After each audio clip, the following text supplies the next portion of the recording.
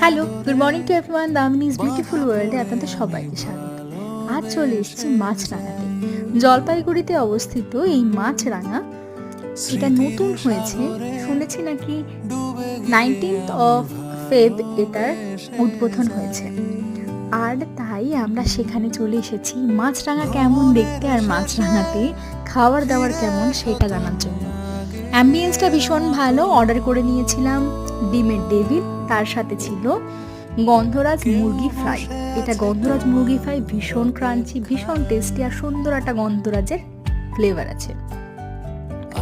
আর egg ডেভিলটা হলো পুরোটা কিন্তু কিমার কোটিনের ভেতরে এগটাকে দেওয়া, আর বাইরেটা মুচমুচে খাস্তা, বেশ ভালো।